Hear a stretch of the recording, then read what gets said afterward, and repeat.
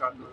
ইতিমধ্যে আপনারা জেনেছেন এবং অবগত হয়েছেন আমাদের প্রিয় আপার কাছ থেকে যে আমরা আজকে অবশ্য জাতীয়ভাবেই সারা দেশে বিভিন্ন মসজিদে জুমার নামাজের পরে বিশেষ মুনাজাত হবে, এটা আমরা সবাই জানি।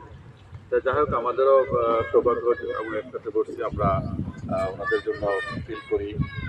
আমাদেরই সন্তান, আমাদের দেশের সন্তান, কারো ভাই কারো বন্ধু শহীদ হয়েছেন বা মারা গেছেন, তাদের জন্য আমরা তাদের বিধি আত্মার জন্য মাঠ করে কামনা করবো, আল্লাহ যেন তাদের ঠিক করেন।